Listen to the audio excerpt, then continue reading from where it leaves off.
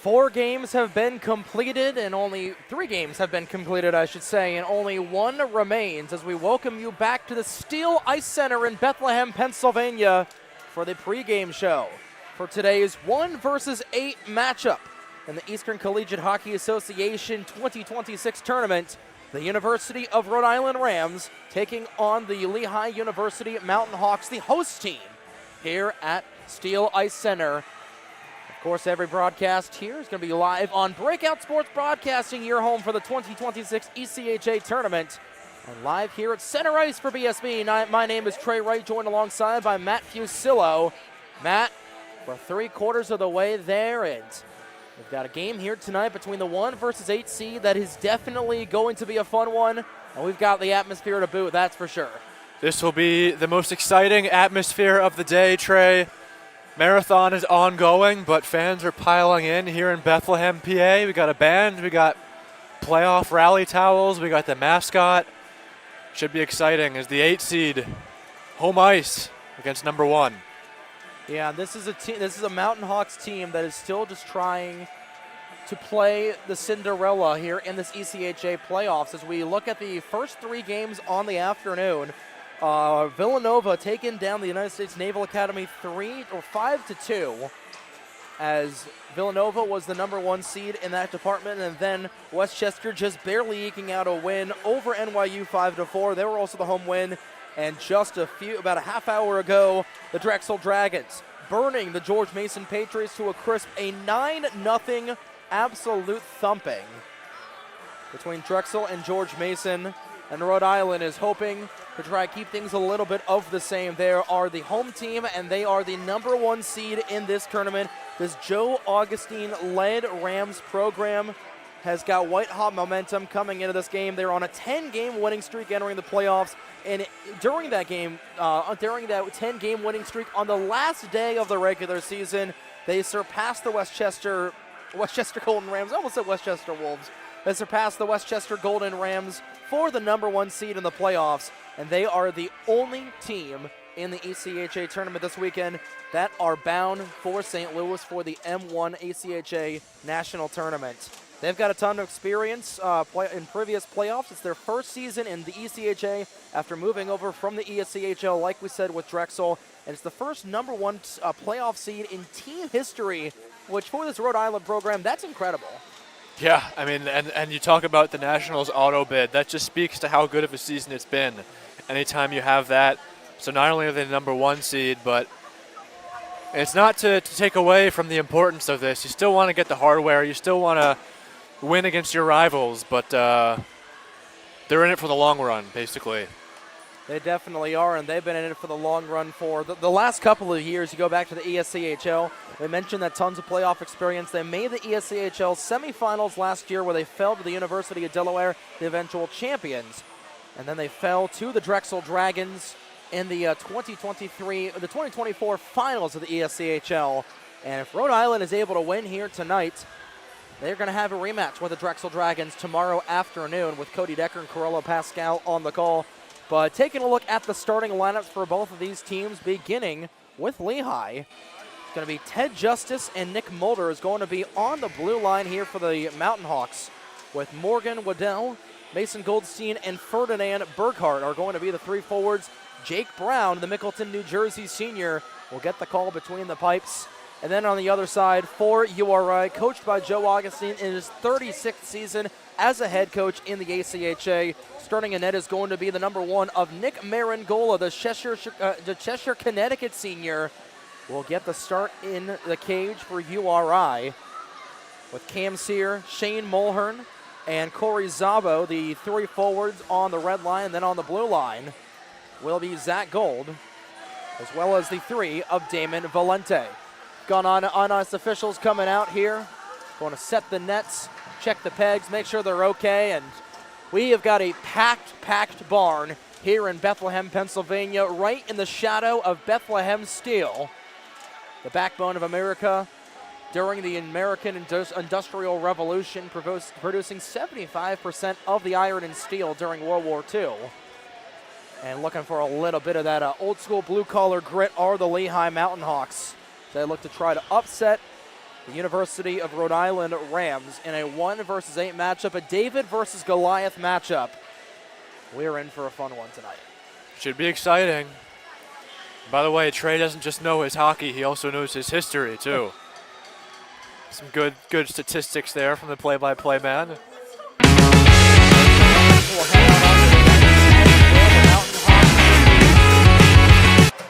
A good old-fashioned playoff hockey atmosphere. It is an NCAA hockey atmosphere.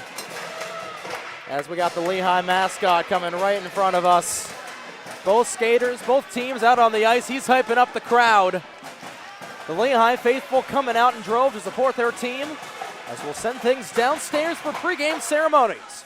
Lineups in the national anthem to get tonight's 8 versus 1 seed game underway here in the ECHA tournament between the #1 ranked Rhode Island Rams and the host team for the weekend, the Lehigh Mountain Hawks, right here on Breakout Sports Broadcasting at the Steel Ice Arena.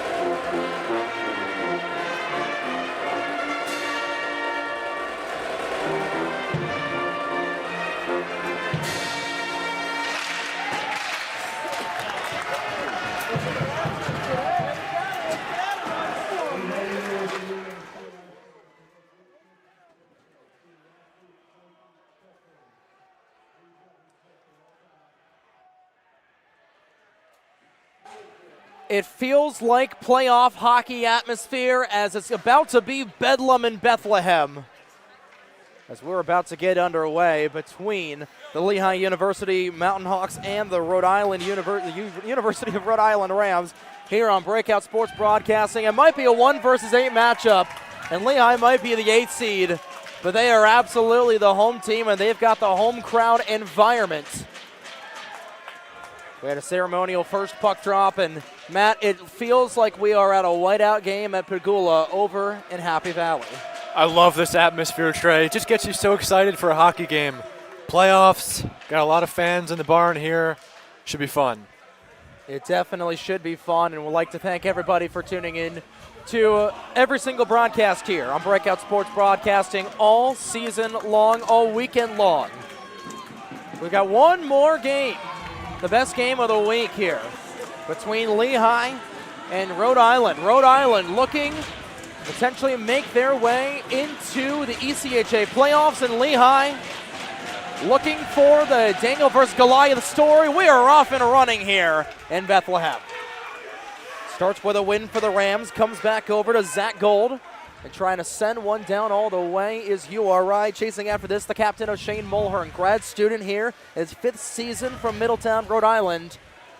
And there's a lot of Rhode Island kids on this URI program, a lot of them coming from Hockey Club Rhode Island, and there's a lot of kids from the Valley, as Ferdinand Berghart, the alternate captain, screaming down the far side, dumps it in. This deflects off of a URI stick, so the icing is negated, comes back over to Gold.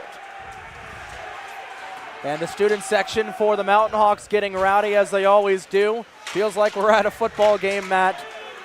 But it's the great sport we call ice hockey, and it has been perfect so far. Taking it back the other direction is Connor Wolfart, trying to set things up. Quick shot, and a quick save made by Nick Marangola.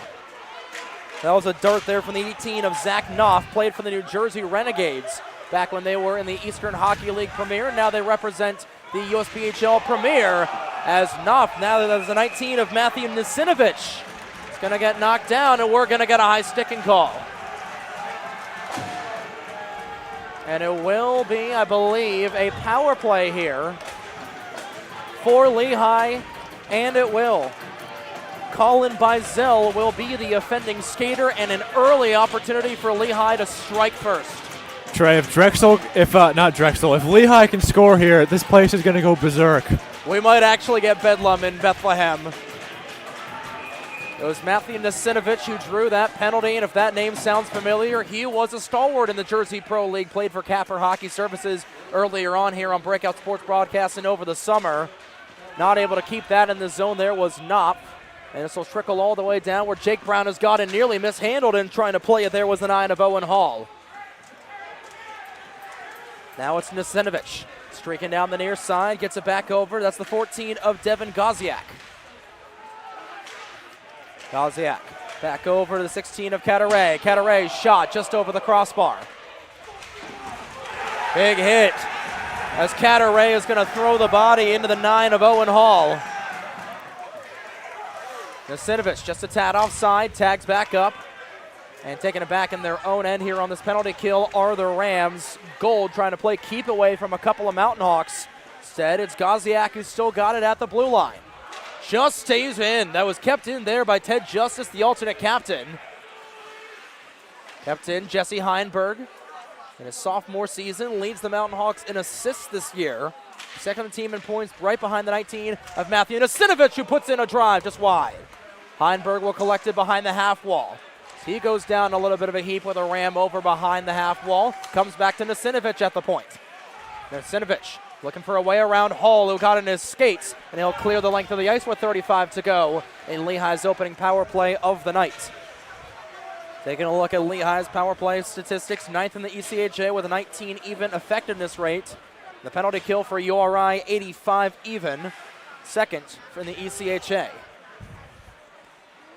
Hawks will start from their own end once again. Second unit will come out here with Max Toomey going down the near side. Toomey fanned on the shot, not able to drive it around anyway around Quinn Thompson. Back on the other side, that's Axel Lindquist looking for a lane. Time has expired and we're back to even strength. And Lehigh still holding in. Tied up in the low slot there was Wolfhard. He wasn't able to get anything on. And Lehigh, the opening 2 shots on goal. Shot from all the way downtown there from the 23 of Thompson. And URI, a little bit of a slow start here, Matt, but now they're trying to get the offensive zone. Working a shot through traffic, just directed wide. That was Zach Gold from downtown. Ryan Carr takes it back into the neutral zone where it will be played here by Wolfhard. And Wolfhard throwing the big body right into the 24, the 18, of Gold, who has been all out here. Carr back with it in a 1-on-3. Will dump it in past the red line. He gets taken down. Lehigh faithful wanted a call emphatically, but they're not going to get it, and now the Rams will reset. Dished out all the way down. Batting it out of the air is Noah Parmenter. Parmenter trying to play it back over to Maxim Myakov. Myakov in a 1-on-2 trying to snooker one through, and it just goes wide. Shot on the side of the net, and it'll be covered up here by Nick Marangola as we'll take a look at today's goaltending matchups, beginning with Nick Marangola, 5'11", 185 for the Chester, Connecticut senior. 12-3-1 on the season for URI with a GAA of 2.44 and a 91.1 save percentage for the former member of the New Hampshire Avalanche of the Eastern Hockey League Premier Division. Then it's Jake Brown, the 5'11", 171 Mickleton, New Jersey senior, played for the Springfield Picks of the USPHL Premier. He is 10-6 with a GAA of 405 and a 90.4 save percentage. Safe to say we've got some really good goaltending numbers on either side of the ice mat. Yeah, and Marangola has about 100 people standing to his sides and behind him. He's going to be hearing a lot. It's going to be tough for the road goaltender here. Which, ironically, they're the home goaltender. Number 1 seed of Rhode Island. That one just snookering wide. That was Toomey who was trying to put one on through traffic. The home goaltender in the Bethlehem rink, that is. Justice has got it at his own red line. Will play it back over for Toomey. Toomey not able to get it out of his own end, but it's rescued there by Cadaret. Cadaret at the far side, even numbers 2-on-2. Cadaret drive around the defense, puts one just over the corner. Carr will drive it back in. And that one save made that time by Marangola, who just got a piece of it. And now the Rams countering in a 3-on-3. Sent back in by Zabo. Connor Zabo trying to drive things up at the top end of the zone, but Lehigh has played really well so far as Jake Brown has not been tested directly just yet, and now a 2-on-2 for the Hawks. This is Mason Goldstein who sends it in, and the Rams will reset from their own side as pops way in and out, and icing will be called here as Rhode Island was looking to break it out of their own end but not able to hold on to it. Was the 2 of Tim Crane, one of the alternate captains.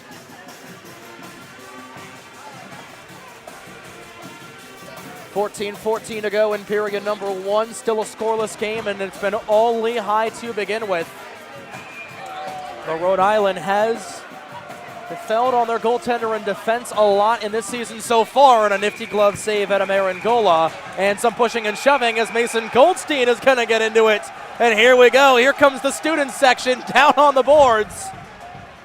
Goldstein was getting into it with the captain of Mulhern. And that wasn't even too much, too. The crowd went nuts. Oh, based on what we've seen earlier between Westchester and NYU, if we get a full-fledged fight or even a line brawl, these guys are going to go nuts as Marangola with another stick save. Keeping it back in was Berghard, not able to keep it in on the second time. Charlie Nelson in and out. Comes back over. Hall trying to drive around the 22 of Parmenter again.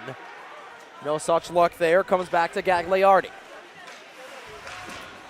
Berghardt gets it back over to Dylan Gagliardi, and Gagliardi trying to get it back over to Parmenter on the other side of his defense. So find Gagliardi once again his own end as Lehigh looks to break out. Here comes Berghardt, who got lifted off a little bit. Just lost the vulcanized rubber, and the captain of the Hawks will have to reset. Now URI looking to get into position here with Nelson over at the right wing. He gets brought down, and Brown just steering that aside. It didn't go on net. But it indeed will go on net, so Jake Brown is 1 for 1. He survives his first test, a little bit of a dribbler there from the Rams, and URI just trying to keep things going here. Back on the other side with it is Ryan Barlow. Barlow in a little bit of a battle on the boards with Goziak. Goziak trying to keep it away there from the 10 of Aiden Darlington. Darlington not able to keep it away from Goziak. Will come back over to Darlington at his own red line. Plays it up and will bank it over to the 20 of Weissert. Jared Weissert not able to get it back over, and this will be rescued the other direction here by Quinn Thompson. Thompson back over to Colin Bizel, who gets hit into the boards. And now the Rams will begin their breakout back in the neutral zone, but it's taken back there on the other way by the 18 of Zach Knopf. And this is up into the Rhode Island bench and out of play. Rather, that was by the 10 of Nick Mulder, the senior alternate captain. Then the official captains list here from Lehigh right now, as Ferdinand Berghardt, the Austrian senior, the captain of this Lehigh program, with Nick Mulder as the alternate captain.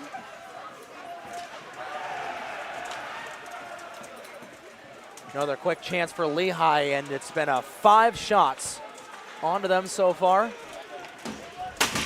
Big hit right into the Dashers. Getting laid down was Carr, and now on the other side, the Rams looking for another grade A chance. URI will dump it into the boards, trying to drive after this one once again is Gaudioso. Gaudioso, who was one of the players from that tournament, that ECHL finals appearance from 2 seasons ago. He's looking to rewrite history with URI as the number 1 seed, 11:35 to go in period number 1. Still scoreless from Bethlehem Ice Center. From Steel Ice Center in Bethlehem, Pennsylvania, as now the Hawks will break out on their own side. This is just barely kept in here by Lehigh. Short side, crashing players, and now here we go. Marangola had it covered, and everybody wanted everybody. And Matt, I'm surprised the crowd didn't go wild for that, as we had a dog pile. Yeah, not too much there. Net came off. Another opportunity. Lehigh is getting its chances so far. I mean, we played almost 9 minutes, and it's been pretty even thus far. Let's see if they could keep hanging in there. Yeah, and Rhode Island has come out absolutely flat to start off this first period. There's been nothing there. Again, it's definitely the atmosphere. I don't think Rhode Island has played a road game in an atmosphere much like this. Again, I don't think I've ever called a game in an atmosphere like this, and I've been calling hockey for the last 4 years, but this is bar none one of the best atmospheres I've ever even called a sporting event in. I've called baseball championship games. I've called hockey playoffs and juniors, but nothing screams college hockey like a college football-esque atmosphere. And Rhode Island just trying to establish themselves. They've only got 2 shots on Jake Brown right now, and neither of them were really good quality. I wouldn't even give those B-grade chances. Those were just little C-grade dribblers that Brown just had to steer aside. Well, there'll be a lot of ticket sales tonight, that's for sure. This goes in and out of the zone with 10:35 to go in the first period. But once Rhode Island wakes up, they're definitely going to wake up in a big way. They've got 139 goals on the season, averaging about 4 a game. But Lehigh, to their credit, they've scored about the same amount as well. They've scored 126, 3.6 on the season. So Lehigh knows to put the puck in the back of the net, but it's really been the goals against that's been the telltale sign. Rhode Island has only surrendered 86 goals on the year compared to the 130 that the Mountain Hawks have given up. Taken back by Cataray. He gets hauled down. We continue to play on. Shane Malid has got it. Malid across, and just a little bit offside was the 18 of Knopf.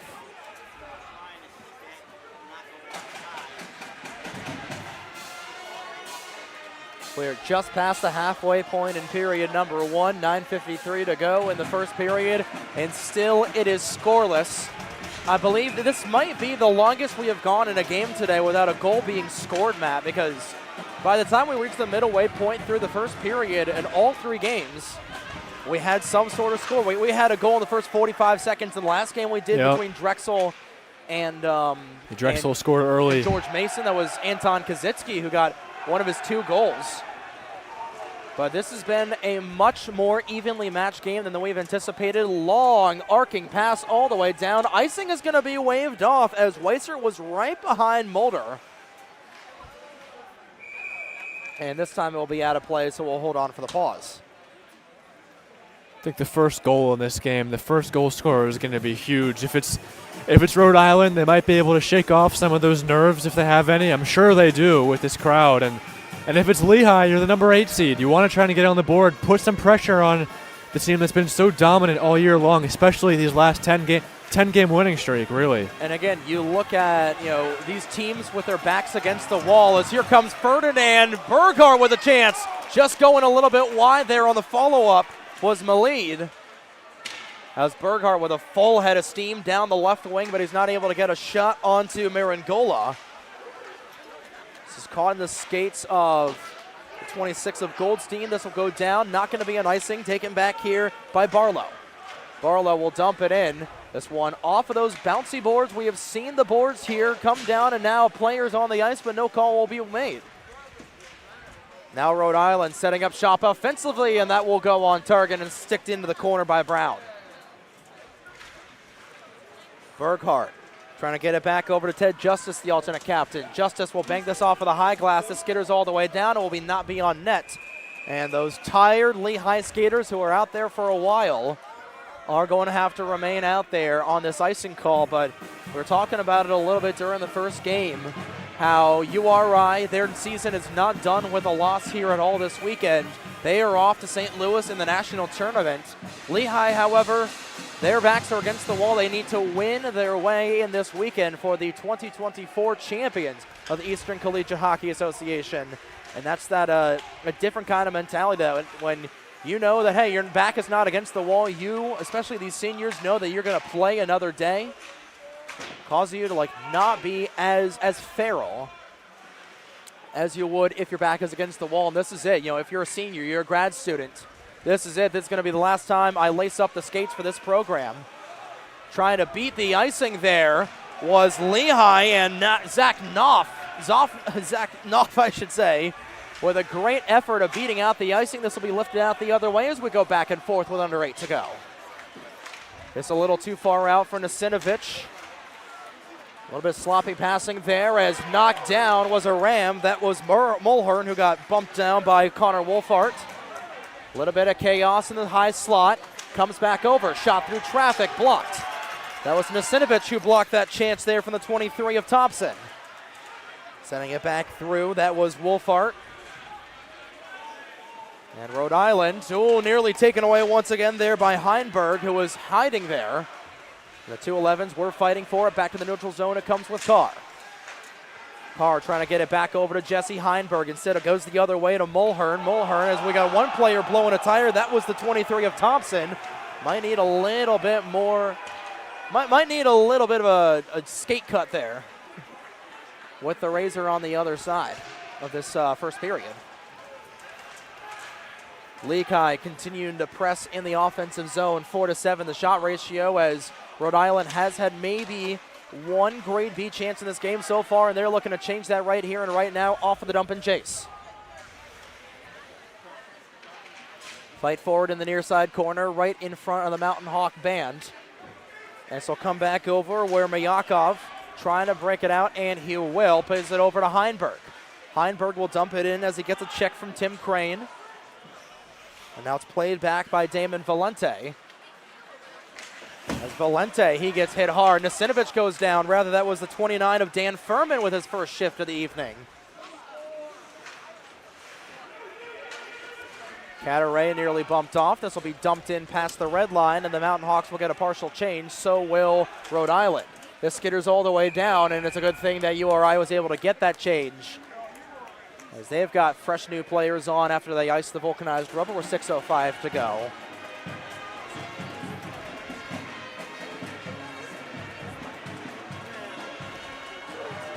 I feel like we're in a little bit of a pressure cooker here, Matt.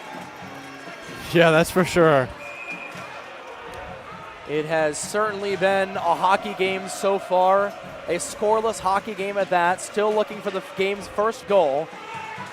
Delayed offside against the Mountain Hawks, and this little chip just remains in play. I thought that was going to go into the upper netting for a brief moment.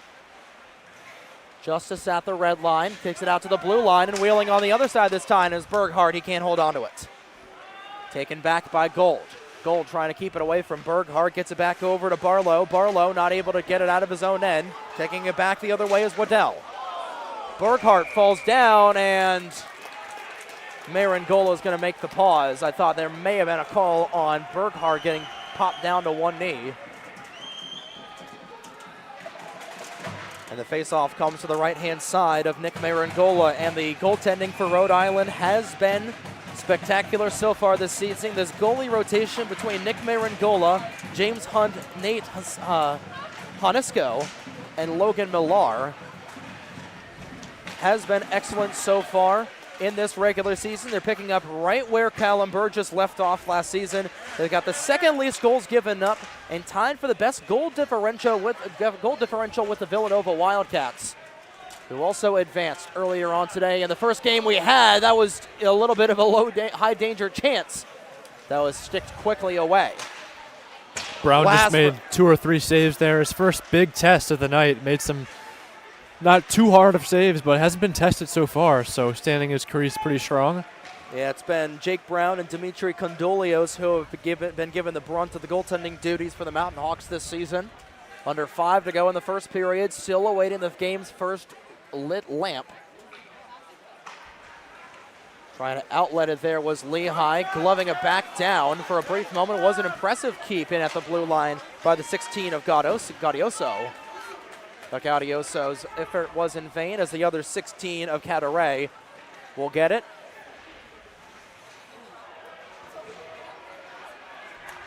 Fight for the puck at the near side.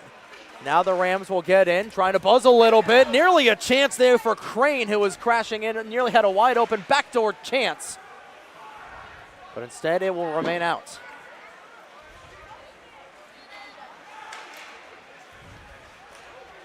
Goes off with a stick of Toomey at the near side. Pitched back the other way by Quinn Thompson. Beisel gets it back over to Thompson. Thompson, a quick pass up to the 5 of Cam Sear. Bouncing puck, trying to keep that away. There was Zabo. Zabo not able to keep it in the offensive zone.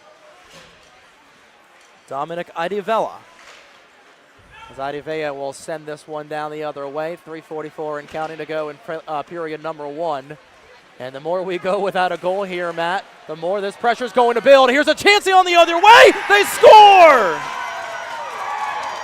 Shane Mulhern, the captain, my captain, silences the Lehigh crowd. He dangled Jake Brown.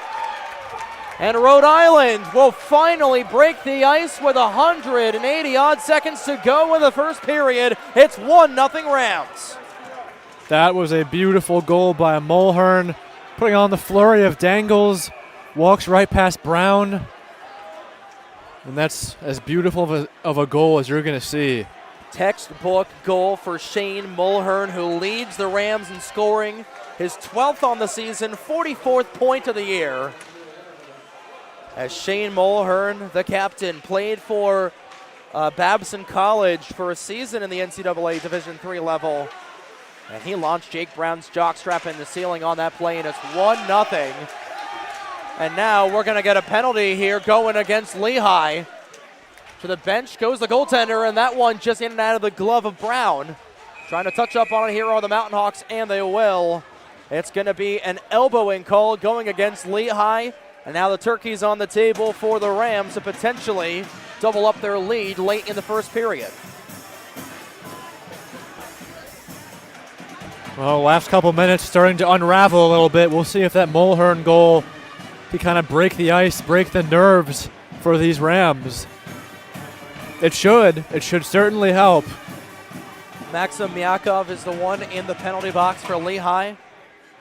For Rhode Island's power play this season, 24.1, good enough for 6th in the ECHA. The penalty kill, 73.4 for Lehigh, good enough for 6th as well for the PK.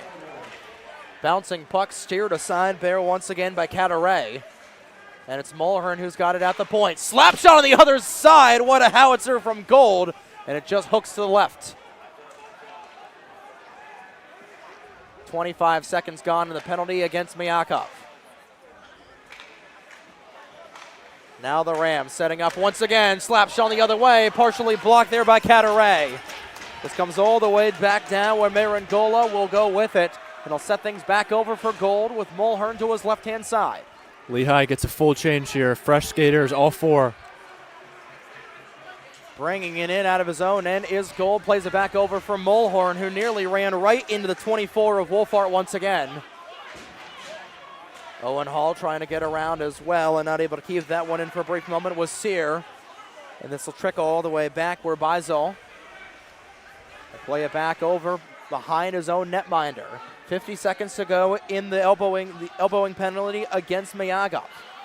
1:40 to go in the first period. And the Rams have come alive here late in this period thanks to the goal from Shane Mulhern, trying to counteract on the other side where the Hawks. But a quick shot from Wolfart just going steered aside once again by Marangola. Now the Rams have got some space.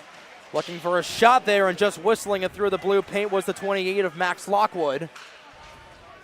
20 seconds to go in the penalty against Miyakov. Comes back over to Weissert. Weissert surveying. Back on the other side, just barely keeping it back over to himself was Darlington. Darlington will get it back over to Weissert. Weissert surveying in the near side corner. 63 seconds to go in the opening period. It's been a fun one so far.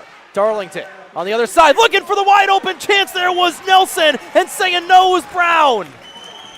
That was an awesome save, sliding from left to right. That is textbook and beautiful as a transition save as you will get as we're back to 5-on-5. A successful kill for Lehigh.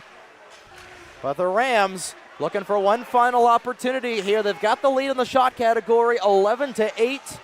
They've started to come alive here after being phased out and having their nerves broken by that Shane Mulhern goal. They've got things back together, and now Lehigh looking for a late response to set the tone for the second period. Whistles back the other way. Brown is behind it. He'll handle it, trying to get it back over to the 4 of Gagliardi. It's 15 seconds to go in the first period. Looking for a late chance here. This whistles all the way down, trying to beat the icing on the other side is Lehigh. Can Gaziak get there in time? He can. Gaziak lays the body at the half wall with 3 seconds to go in the first period. One final chance. Here's a drive from Goldstein. Just goes wide, and that'll do it for the opening 20. So the University of Rhode Island Rams, off of the dirty dangles of Shane Mulhern, lead 1-0. But Lehigh sticking around in this game. They've had their chances, but stopping all 8 shots he has faced so far is Nick Marangola, and it's 1-0 URI after a period, Matt. It was a quick first period, too. Only about a half hour. Not too many whistles. Got that Mulhern goal, and that's about it so far. But Lehigh's kept its way in it, only down by 1. We'll step aside for 20 minutes time. Your score from the Steel Ice Center, 1-0 leads URI over Lehigh here on Breakout Sports Broadcasting's coverage of the ECHA tournament here on BSB on YouTube.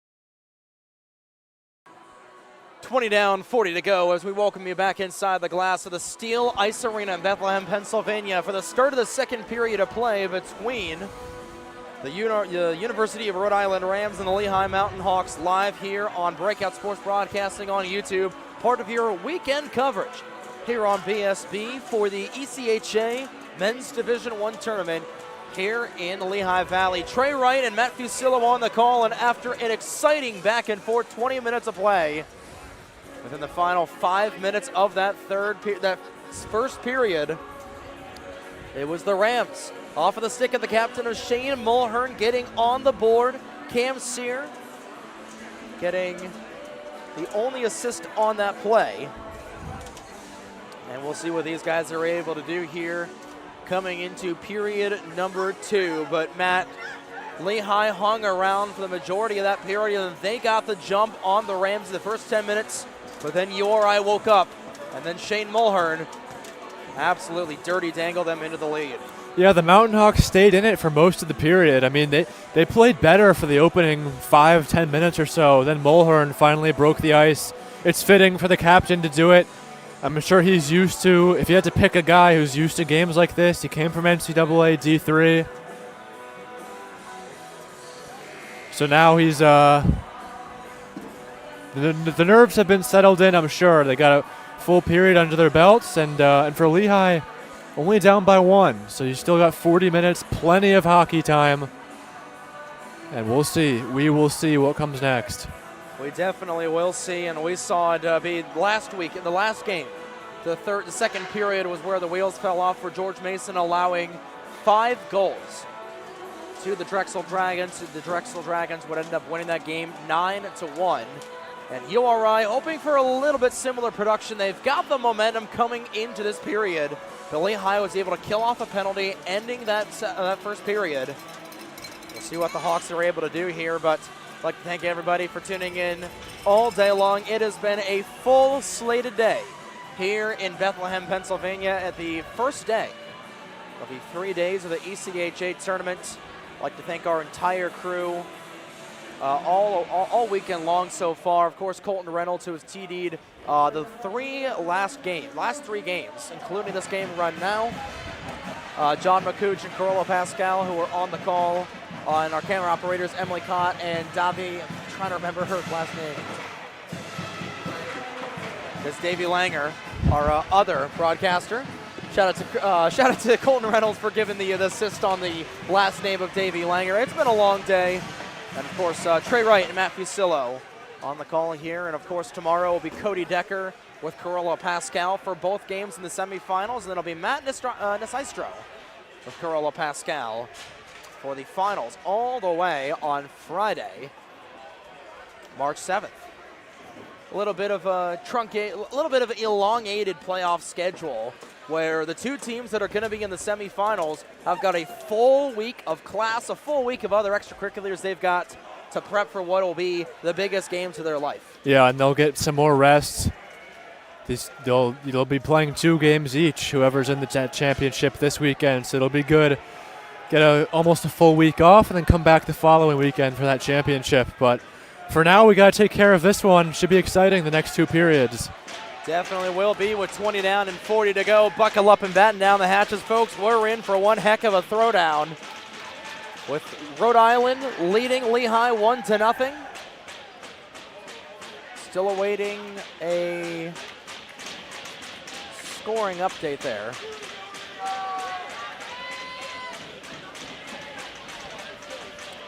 I believe we just had a coach that was going into the penalty box as an assistant to help out, so we should be good to go to take the opening draw of period number 2. And here we go. At the dot, Arzabo.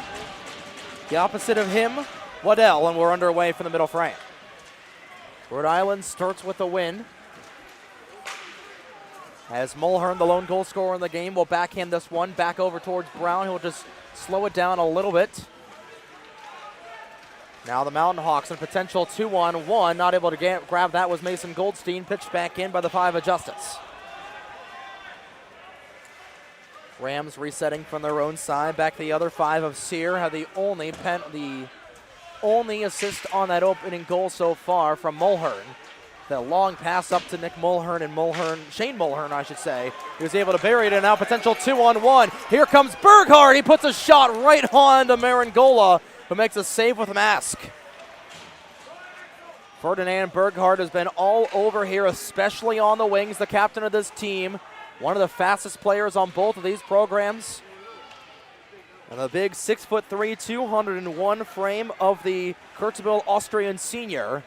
And the captain of this program trying to lead his team to an underdog victory, still only trailing by a goal. Rhode Island able to get it as far as the offensive zone. The second Lehigh unit will come out trying to chase after this is Axel Lindquist. Lindquist in a little bit of a battle. And we're going to get a penalty called here. I believe it's going to be against Rhode Island. We'll see who the offending player will be. It will indeed be a hook. And it's actually going to be going against Lehigh, as Lindquist will be the offending skater. Lindquist asking for an explanation. He will not receive it. And he will go off for a pair for a hook to the Turkeys on the table for URI to potentially double up their lead and get their mojo working here early on in the second period. 18:39 remains in this second period. Rams win the draw. Get back in by Bizel, who will send it to the other corner. Bizel back over at the point. Looking for a shot, and that caroms wide. That was Weiser with a howitzer. Darlington will send it back in. Rams starting with their second power play unit as Darlington has got it over at the far side. Playing it back over for Nelson. Not able to bring this out of the zone, but able to disrupt it enough was Wolfhart, but now the Rams keep it in. Nelson nearly had it and lost it, gets it back over to Lockwood. Nearly a battle there as Darlington sends it across. That one just off of the iron, I think. Still with it is Nelson. Back over. Kept in by Bizel. Tic-tac-toe, but not able to go. Here are the Rams trying to get it out of there. It was Berghardt, and this will end up in the bench. A much better power play here this time for the Rams, Matt. Yeah, they're setting up. They get that cycle, circling the puck around. Power play clicking at 24.1%.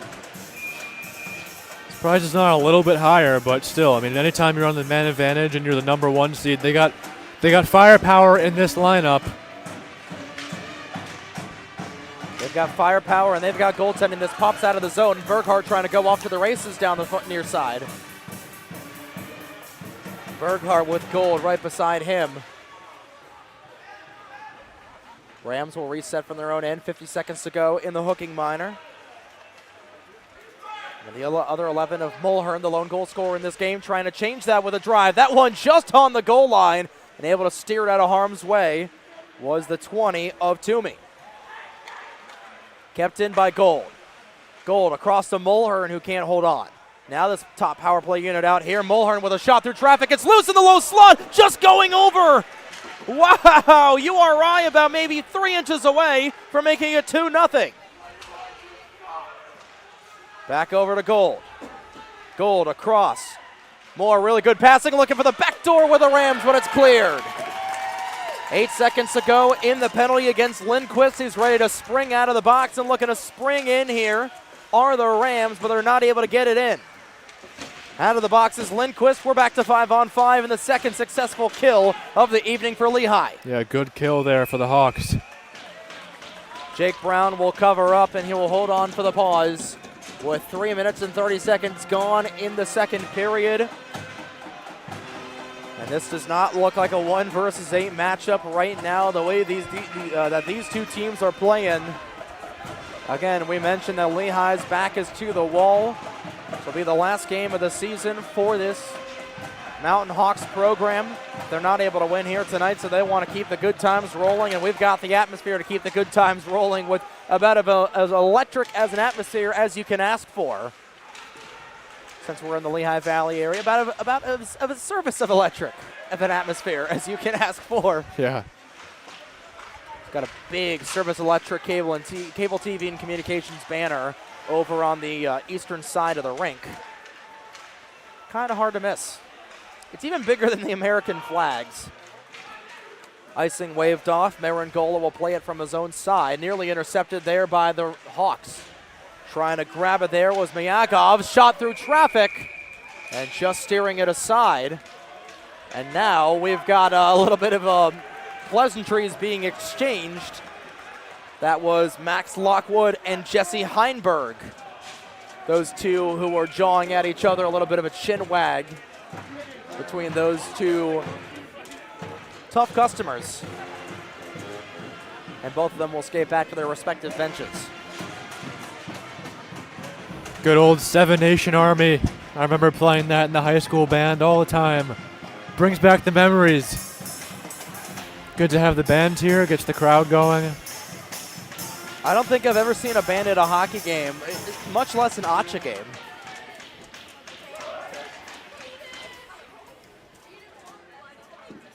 Wolfhart will be opposite of Nate Marshall to take the face-off, and still a little bit of a holding pattern as I think one of the scorers was trying to grab something from one of the locker rooms, so we should be good to go now with 15:44 to go in the second. Offensive zone draw for the Hawks. 1, and it's quickly sent over the crossbar for a brief moment. Rams trying to take it out from their own side, once again taken back by Crane. Crane has nearly taken it down, trying to grab it out of the air. There was a Mountain Hawk, and Lopes will try and grab it. Little bit loose right on the goal line. Is it home? And Brown somehow was able to make the stop.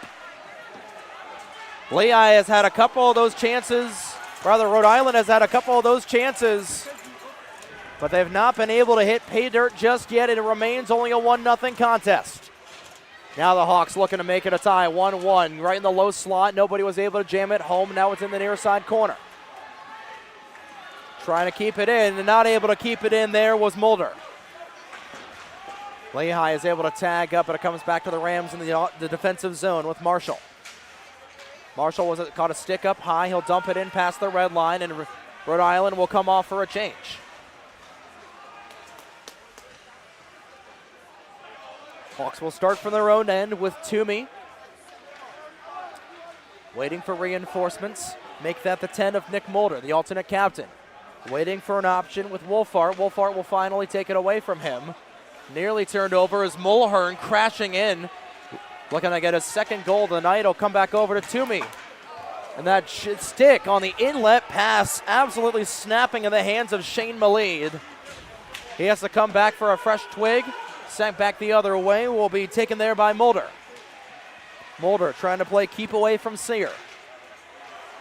Mountain Hawks trying to get it back into the neutral zone, and they will. We'll come back over to Toomey. Toomey in a battle and whiffing on that hit in the glass was Thompson. Sear with it. Sends a little bit of a dribbler just to the left-hand side of the cage. Will be taken back. Now potential even numbers the other way for Lehigh. Toomey at the near side. He gets dusted up. That was Tim Crane with a clean hit. That was action and grabbage on both sides. Toomey with a hit onto Lockwood. Good no call by the referees, but the Lehigh faithful a little bit off, and that one off of the crossbar. Oh, Marangola misjudged it as it was going over his head, and nearly having a goal from downtown was Dylan Gagliardi. Marangola did not see that one coming. Man, that was inches away from being a tied hockey game. That happens as a goaltender. The play can change so quick. Maybe there was someone in front of him, but either way, he did not see that one coming. I thought he thought it was a lot higher than it initially was, and that would have not been good. Marangola with another save. He has stopped all 11 that he has faced so far this evening in a scrum forward in front of the Zamboni doors. Now Lockwood, he's got some speed down the near side wing. Gagliardi to his 6 o'clock. Lockwood looking for it right at the doorstep, and Brown says no! What can Jake Brown do for you? Make one hell of a save is what he can do as he robs Owen Hall. That was awesome. That would have made Jim Craig proud. That would have made Connor Hellebuck proud. That was a phenomenal save, Trey. I thought that was a surefire goal for Hall, who was looking for his 14th on the year. And that's the kind of save that can change the complexion of a game, that can shift the momentum. We've seen that a lot so far this entire season out of Jake Brown. And Lehigh trying to reward him with a little bit of offense, and they've got a 2-on-1, maybe a 3-on-1. Back on the other side, Goldstein not able to hold on to it. Back and forth we go, and now that hit an errant stick on the Mountain Hawk bench. And we'll see where they'll put the face off. It looks like it's going to come back into the URI zone, I believe, and it will.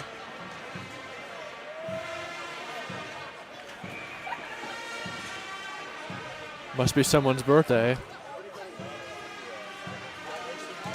12:35 remains in the second period. I know my birthday's not for a long while. Shot, rebound, comes back over. Shot through traffic once again. That one nearly going through the wickets of Marangola as Lindquist is looking for a chance.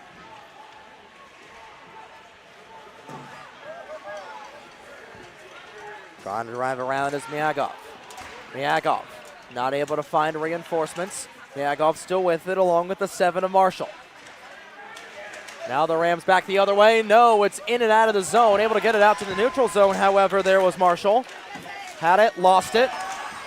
Now the 2 7s colliding in front of us as Ryan Carr will get into the action. Banking it off the Dashers was a Lehigh skater. Trying to bat it out of the air was Heinberg. Said it'll come back over. Miagov will dump it in. Intercepted there by the Rams. Here's Mulhern with a little bit of space and a 2-on-1, make it a 3-on-1. Mulhern across, back over! Brown came across, he stops it again! Jake Brown on a 3-on-1 bails out his team once again. Delayed offside as the Rams will tag up. And it's been all URI for the first half of this second period. We've been able to amass 6 shots onto Jake Brown. He steered all of them aside so far.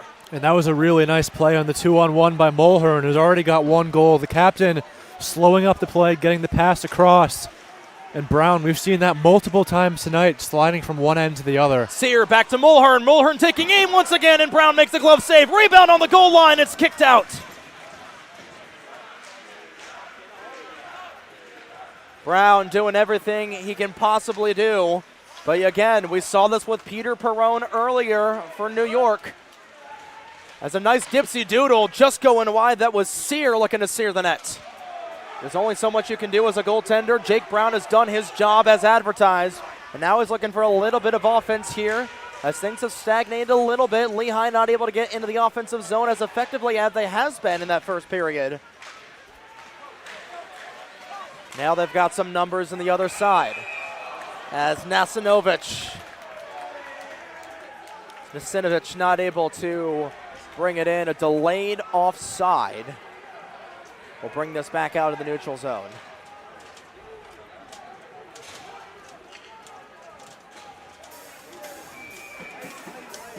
There's a certain art form that is so beautiful when it comes to goaltending.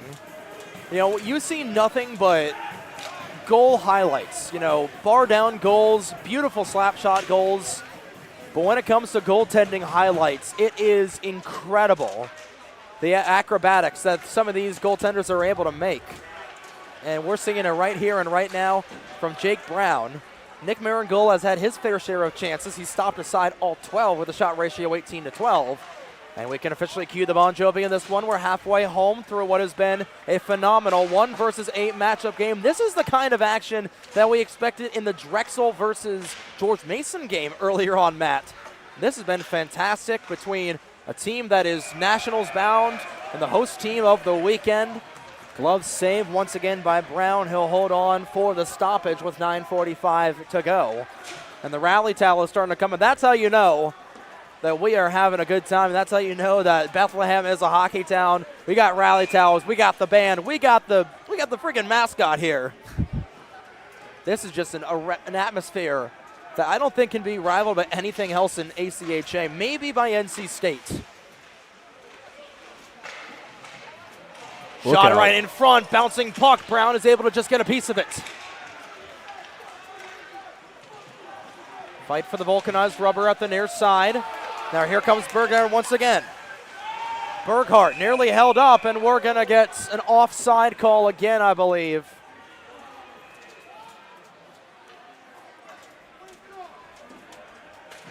And that's bitten Lehigh in the rear end a little bit. Actually, I believe it was initially called an icing. Nope, it's going to be offside. I thought they were going to have the play at center ice.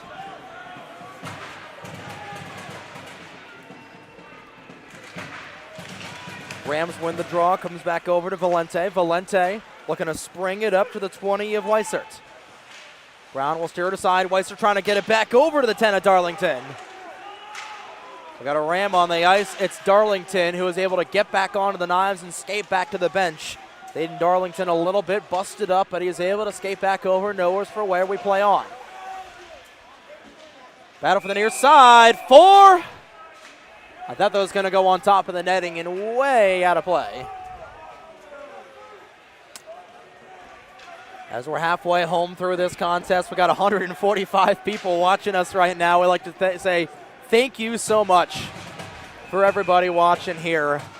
What has been a fantastic game between the Rams and the Mountain Hawks currently. Trey Wright and Matthew Sillam on the call for Breakout Sports Broadcasting.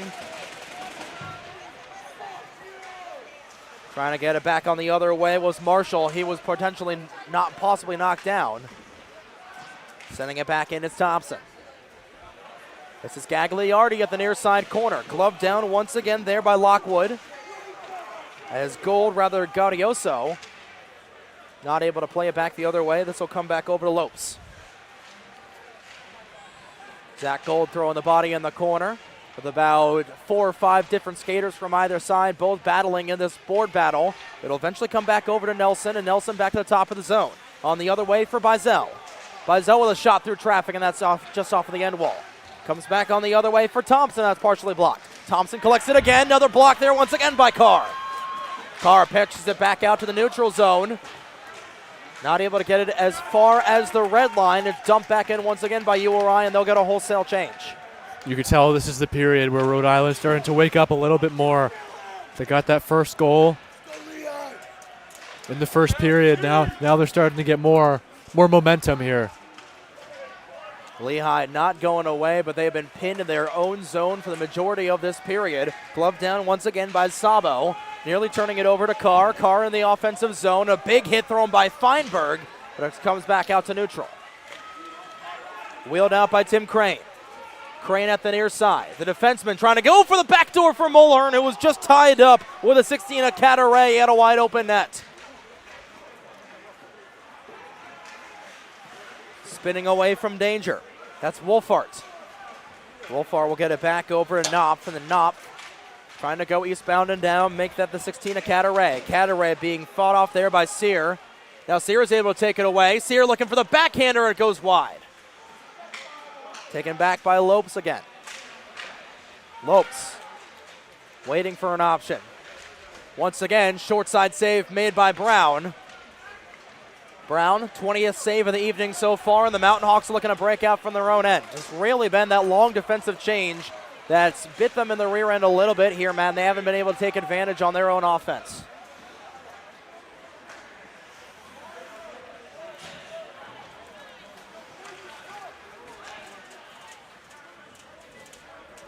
Justice has got it in his own defensive zone once again. Playing it up. Goziak. Goziak will send this towards the Zamboni door. Crashing in is Nasinovic. Nasinovic looking to spin around. Lost it for a brief moment. Taken there by Nelson. Nelson trying to play keep away from Wolfart. 6:10 to go in period number 2. Still a 1-0 hockey game, and Lehigh trying to change that here on the offensive zone in a rare chance. Nasinovic, the leading goal scorer, trying to send it back over. That just goes over the crossbar, way out of reach from Arangola. Back out the other way for Justice, who will send it in. This rims around the corner, coming back over to Toomey at the near side. Toomey trying to play it back over to Furman. Furman not able to get it over to Malid. Shot from downtown, nearly a chance. Trying to get it back over to himself was Malid, who was on the goal line and kicked out. Mulder not able to keep it home. Here comes a screaming Charlie Nelson. And he's not able to play it in. Turnover once again. Rams trying to get reset. Trying to get it back here once again was Weissert. Weissert in a really good board battle there with the other 21 of Malid.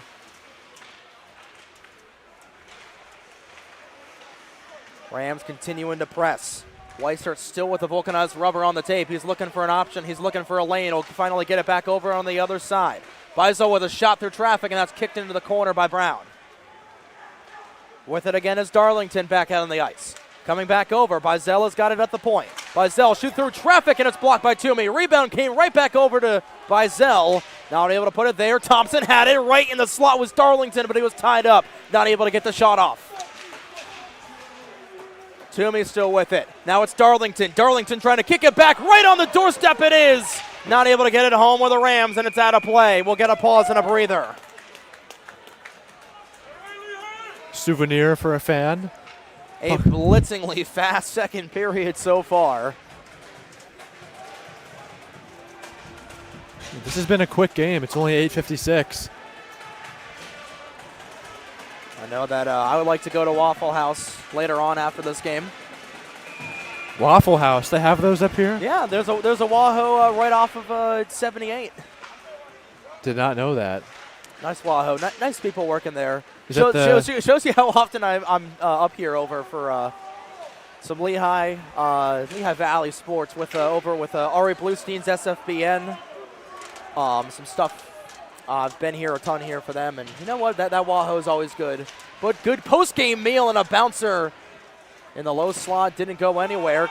Is it the northernmost Waffle House? Do you know? It might be. You know what? I'll have to double check that. Under 4 to go in the second period. Rams still with it. Bouncing puck by Brown, and he's able to corral it. A little bit hard to read, but Brown is laser focused right now and just needing a little bit of offense there. 25-13 the shots. Saw that between NYU and Westchester. And NYU was able to get back in the dance, tied the game before losing off of the blocker of Marangola and into the corner. Fight for it right at the blue line, trying to keep it in is Cataray. That comes back the other way. The 6 and 7 for the Rams of Lopes and Marshall will put one right into the gear of Brown once more. I'm a little bit surprised to see Cam Sear and Jacob Lopes not out as a line and defensive pair because they both played. In fact, you look at all the kids that played from a Hockey Club Rhode Island last season or just in general. You know, and there's a lot of kids that played in Hockey Club Rhode Island, and there's a lot of Rhode Island-based kids here at URI. Same thing for Lehigh. Feinberg with it, trying to find it back over to Carr, who was tied up over at the blue line, and back the other way with it is Sear. Speak of the devil is Sear. Gets it back over to Mulhern. Mulhern gets the trailer over to Sabo. Sabo looking for it back over across to Mulhern. Mulhern back over to Sabo. Here's Mulhern on it once again. 40 feet out, gets it back over to Sabo. Sabo back over to Mulhern, but it's sticked away there once again by Knopf. Knopf had in his gear, and now Feinberg might be on it. We might have a 2-on-1 here for Lehigh. Knopf shot, rather Feinberg's shot just goes in and out of the glove. And once again, Marangola having to make the stop, his 14th of the night so far, with 2:27 to go in the middle frame. And offsides are the Mountain Hawks, and we'll get another pause here with 2:25 to go. And it feels like that same pressure cooker that we were in the first period beginning to mount a little bit, with the Rams having as many chances they've got as wins this season. 26 shots on goal, 25 wins. That was just one off. And Lehigh just trying to keep things going here, keep themselves within the game, and trying to buy a goal when they can. This will go out of play.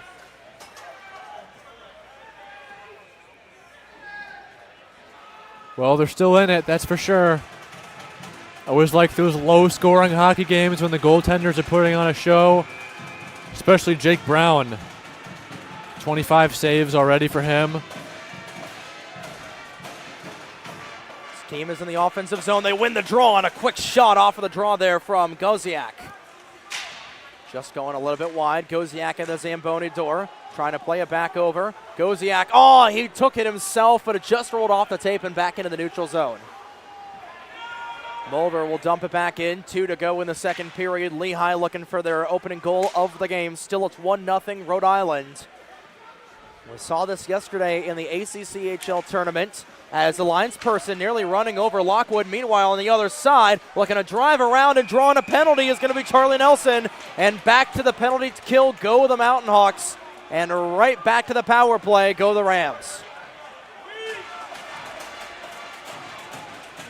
And given some of the other stuff that they have called in this game or have withheld from calling in this game, I'm a little bit surprised that they put the arm up in the air in a game this tight still. Yeah, and here comes another opportunity for the Rams, building on that lead. We will see here. If they can't score now, they'll have 18 seconds to start the third.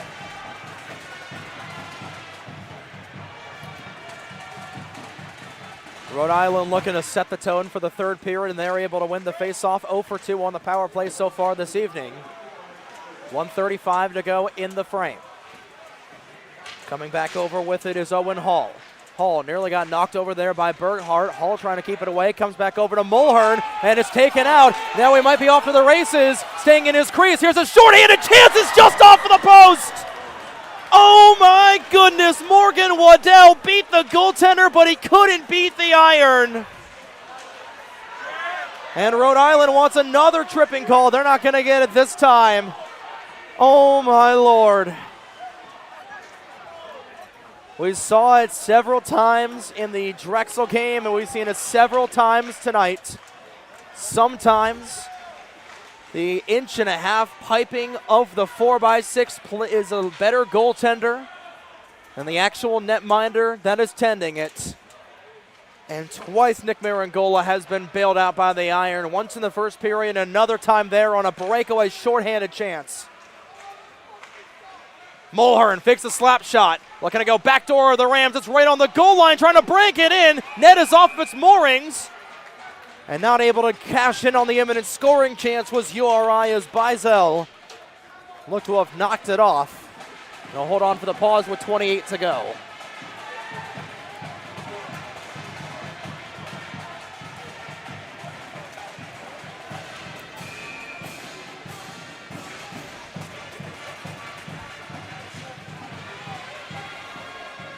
Charlie Nelson, the skater who drew the penalty off of the faceoff. It's one taken there by Bizel. Bizel across Darlington at the near side. 20 seconds to go in the period. Back to Bizel, to Thompson. Back across, shot through traffic. Darlington thought he had it and lost it. Still kept in the offensive zone. Under 10 seconds to go in the period. Bizel looking for one final chance. Sending it across. Looking to load the gun for Weiser. Weiser back for Bizel. Bizel takes a tumble, and that will do it for the second period. Excellent goaltending on either side. Jake Brown, 26 saves within 40 minutes so far. And we will go into the second intermission in the middle of a pressure cooker in Bethlehem, Matt, with it being 1-0 in favor of URI. Oh, Lord. This is an awesome game so far. One goal. Quite a difference from the previous game between Drexel and George Mason, where we saw 10 goals. This time we get one through 40 minutes. It's been a good one so far. Should be going right down to the wire. It's been an excellent game so far. Our closest of the day so far. Shots 27-16. But we will be right back here after our second intermission break with URI Rams still leading the Lehigh Mountain Hawks 1-0 after 40 minutes. We'll step aside here on your home for the 2026 ECHA Tournament, Breakout Sports Broadcasting.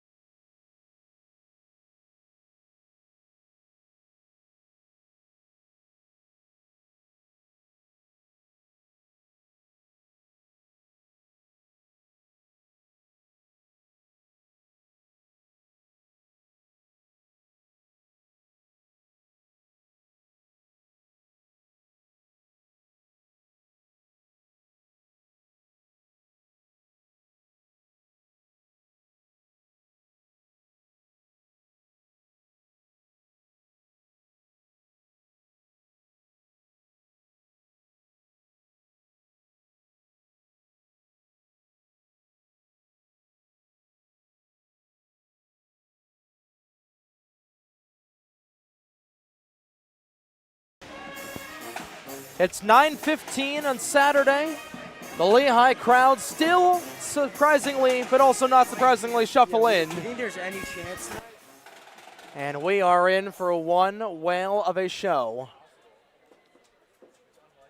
Here for the final third period of this game, what has been a spectacular game of hockey between the Lehigh Valley University Mountain Hawks and the University of Rhode Island Rams. Trey Wright, as well as Matt Fusillo on the call with 40 down and 20 to go. 1-0 your score. And it has just been nothing short of fantastic. And that second period, about as many heart-stopping moments as you can ask for, Matt. Yeah, it's been quite the game so far. Only one goal. Usually that's how it goes. The more the less goals there are, the more exciting of a game it is. Some people may feel differently. Some people prefer goals, but when you have a playoff game and when the goalies are locked in and they're making great saves and it's back and forth and the crowd's on the edge of its seat, those are the best games that you're going to get. That's what we have so far tonight. 40 minutes in, 20 minutes to go, only one goal, and I just was approached by a fan who said, "Do you think there's any chance for Lehigh?" That is, yeah, there's absolutely a chance. I mean, they're down by one. 100%. The game is not over until the fat lady sings, and it has certainly not been the case. The fat lady has not even entered the building to warm up her voice. She has not taken any Hall's cough drop. She has not taken any honey, as John McCooch would. She is not nearly close to singing, but you've got to be a little bit better in your forecheck if you're Lehigh. And for URI, you've just got to try and solve Jake Brown. We've seen this so many times this weekend, whether it be the ACC tournament between NC State and UDEL yesterday, whether it be earlier with Peter Perrone and the NYU Violets and the Westchester Golden Rams. The goaltending out of one side has been nothing but picture perfect. But unless your offense is able to get some stuff going, that dam is eventually going to break, and that might happen for Lehigh if they're not able to generate any sort of offense. But, of course, you and I were talking about it. As broadcasters, we're calling this game 50-50. But as general hockey fans, we want Lehigh to at least get one goal to hear this barn rocking, because if they are able to get one past Nick Maringola, this place is going to explode. Yeah, we want to hear it. That's for sure. Like we said, it's past 9 o'clock on a Saturday. The crowd's still shuffling in. There's two teams in front of us looking for a quarterfinal win. We're underway for the third period as Shane Mulhern had it. Turn it back over. Mulhern, the lone goal scorer in this entire game so far, all the way back in the final 5 minutes of that first period. Ferdinand Berghardt, he is going to beat the icing. What a Herculean effort there out of the captain. To beat the icing, he holds the offensive zone, will backhand this the other direction. Trying to keep it in are the Mountain Hawks. Knuckle puck snatched out of the air for the pause by Maringola. As both of these goaltenders have played exceptional so far. 26 saves for Jake Brown, 17 saves for Nick Maringola. It's been a goaltending duel all throughout this entire game, Matt, and we've said it's been perfect in that regard. Although Maringola realistically has about 19 saves, 2 of them belonging to the red post behind him, especially in that middle period. The Skitters down. It will be an icing against URI and another face-off in the offensive end for the Hawks. Well, you're going to want as many of these as possible for these Mountain Hawks. Fresh period. This is a good opportunity to cash in.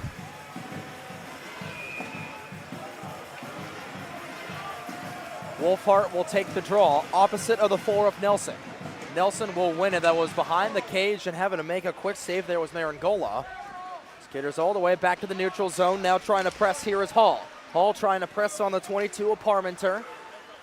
Comes back out and taken the other way by Wolfhart. Wolfhart with a shot, and just off of the blocker was Maringola. I'm not sure the way that hit. I'm not sure if that was off the blocker or off the iron once again. I think that was blocker. That was a really nice shot. That was a high velocity rocket. That was from Connor Wolfhard. hard shot, really nice save. And that's going to be a shot that Lehigh is going to love to have for the next 3 seasons. The freshman has a chance from Feinberg, just goes a little bit wide. Feinberg on his own draw, he gets bumped off by Bizel. Nelson trying to clear it out. This will stay in. Back to the neutral zone it comes with Toomey on it. Lehigh skater blew a tire. That was Feinberg, who lost an edge. He's able to get it back right in the referee's crease. Feinberg is trying to get it out of the neutral zone and into the offensive zone, just out of the reach of Toomey, who blew a tire on the other way, and will come back to Lindquist. Lindquist high saucering shot. Carr trying to create a lane for Feinberg. Here's Feinberg looking for the backhand. It's right on the goal line. We're going to have a penalty coming up. It'll be against Rhode Island. Interference is the call. Jesse Feinberg drawing the penalty. And the turkey is on the table for the Mountain Hawks. They will go to the power play. Well, here you go. This is your chance. The Rams have been pretty disciplined so far. Owen Hall to the box, and now the entire crowd will come to its feet. It's 18-17 to go in a 1-0 hockey game. And Hall, one of the best penalty killers on this Rhode Island program, out of commission for the next 2 minutes. Feinberg not able to win the draw, and this will skitter all the way back down the other way, where Brown will take it. Brown resets things for Nicholas Caderet. Caderet up to Matthew Nasinovich. Nasinovich gets a lane. Nasinovich trying to drive around. Around the net he goes. Waiting for an option. Back to the point he comes, and it nearly lost it. He did lose it, and now Rhode Island might have numbers the other way, shorthanded. Here comes Sabo. And Sabo just trying to milk off a little bit of time, puts it right into the glove of Brown, who will hold on for the hold on, but not for the pause. Keeps the play alive. 1:17 to go in the power play. Nice job by Zabo. Shave off a couple seconds. Every second matters in man advantage. Wolfhard kept back in by Lehigh. Nasinovich with a drive, blocker down, but once again by Marangola. Nasinovich, great job keeping it in at the blue line. Gets it back over the other way for Caderet. Caderet's shot partially blocked. Finds Feinberg in the near side corner. Jesse Feinberg surveying back to Caderet. Caderet shot through traffic. They score!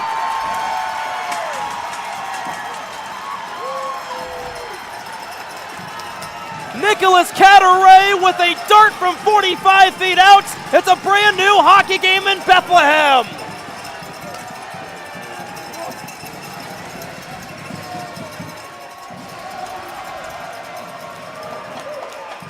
And this crowd popping like a weasel, going bananas. That's a power play goal for Lehigh. And as Maxine Nightingale once sang, we're right back to where we started from. It's one apiece. And I believe that's the first power play goal that we have had since the first game between Navy and Nova. Well, they knew that was their time to strike. The Rams have been disciplined all game, finally took a trip to the box, cash in early in the third. That was the time to do it. And it's basically a fresh hockey game here. So now the slate has been wiped clean, and now the Rams looking on the counterattack, looking to go back up by one. Weiser a little bit far behind it. Rams now pressing with Weissert over. Looking to survey, intercepted by Zach Knopf. Knopf has it pickpocketed once again, and now another chance here for Sider, just trickling wide as Weissert not able to put it on net. Now Lehigh on a 2-on-2. Toomey was looking for the backdoor across for Knopf. Not able to get it. Furman, the extra skater, coming on here for a little bit of physicality, coming back over. And now Rhode Island in potential panic mode here as the number 1 seed in danger of falling out. They need a goal to take the lead. This is buried in. Back on the other side it comes. Weissert has got it in the corner. Still plenty of time to go in this hockey game with the Lehigh University Mountain Hawks drawing even 1-1. It's a little too far out of reach for Maxim Makov. Icing is going to be waved off, however, as Makov was right on the heels of Thompson. Back over, the 2-16s collide. Dancing around the D is Lopes. Lopes with a drive, partially blocked. Rebound comes back over, and I believe able to get both of them was Brown. Bouncing puck, Lehigh playing fervorously right now with a lot of energy in this crowd and a lot of energy on this bench. Delayed offside, negated as the Rams will tag up. 5 minutes gone in the third period, and what a game it has been here at the Steel Life Center with the Lehigh faithful coming alive, coming out in droves. We've put on a show here in this 1 versus 8 matchup that's looking like a championship game of hockey. Trying to play it back there was Sabo once again. Delayed offside, having a tag up once again was Sabo, and now the Hawks will reset. Here's a chance. Sabo, partially blocked there by a couple of brown and white jerseys. Lehigh in their Rhode brown and white jerseys with Lehigh in the school logo scripted across the front, URI, and their home white jerseys. And now getting on his horse is Morgan Waddell. Waddell not able to get around Shane Mulhern, who has the only URI goal, and up until a few moments ago had the only goal in this game. Mulhern not able to drive around. He gets knocked off and goes hard into the Lehigh Phantoms bench. Lehigh Phantoms board logo, I should say. Tied up once again. Sabo with a chance. It's still loose in the low slot. Trying to get it. There are a couple of Rams. But Lehigh is able to drive it out. Here comes Goldstein. He's screaming down the near side. Goldstein not able to get anybody on the near side. Turnaround chance on the other way. Getting it there was Marangola. Morgan Waddell on it once again at a turnaround chance, but Goldstein, rather, Marangola says no. Waddell's getting his chances. Yeah, Waddell's getting his chances there. It was a good giveaway, good look off the rebound attempt. Wolford off the draw, quick shot there from Goziak. Just goes wide once again. Now the Rams playing a little bit like they were in the first 5 minutes of that opening period, playing a little from the back foot, but now here they come in the other way. This is Crane. Crane driving in, and making the stop once again was Jake Brown.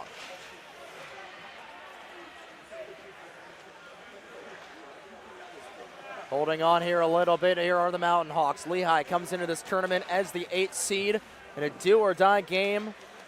You win this one, you advance on to tomorrow. You lose, that's it. That's the end of the season. This will come in and out of the zone. Offsides is the call, and the Rams will go back into the neutral zone. Again, URI, their backs aren't against the wall. They've got their ticket punched to nationals.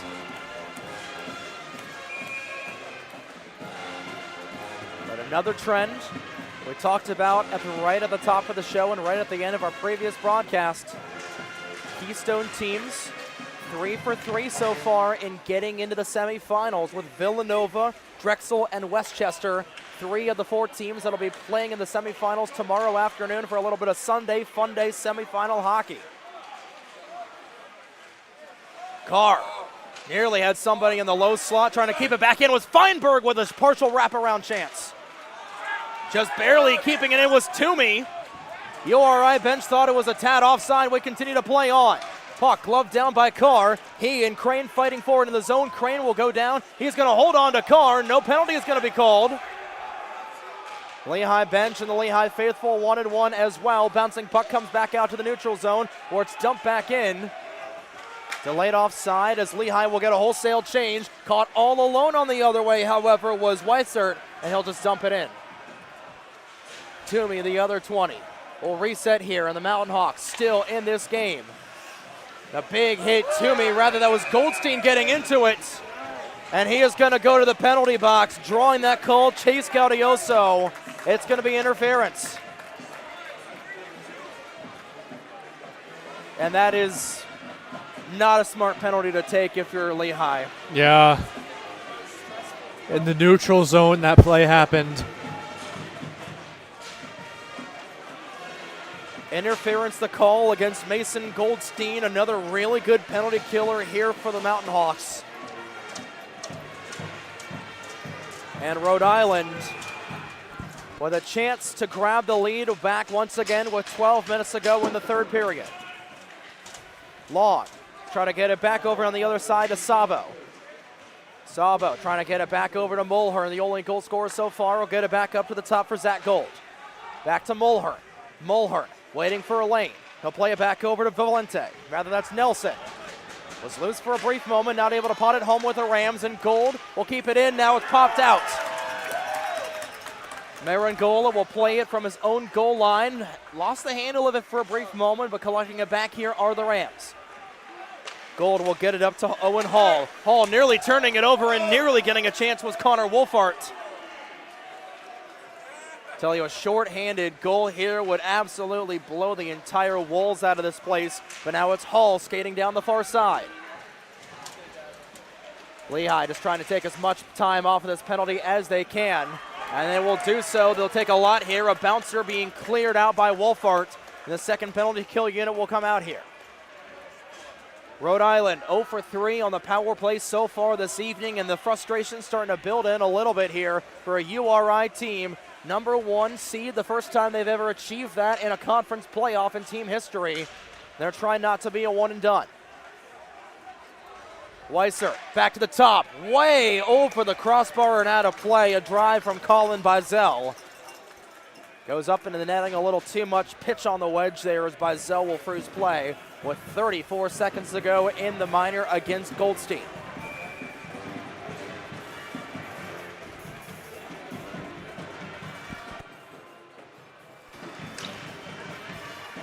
Tie up off of the face-off draw, trying to get it there is Aiden Darlington. Will get it back over to Max Lockwood. Lockwood coming around, gets it back to Jared Weissert. Weissert surveying, plays it back over. This is to Nelson. Nelson, top of the zone. Back over for Bizel. Bizel, Nelson with a drive through traffic. It's off of the high glass. Able to get it back there is Nelson. 7 seconds to go in the penalty. Here come the Hawks the other way. Ferdinand Berghardt has got it. He'll dump it in. Out of the boxes, Goldstein. We're back to 5-on-5. And a successful 4th penalty kill of the night for the Mountain Hawks. This game remains tied with under 10 to go. And Jake Brown doing what he's doing best so far in this game. 32nd save of the night.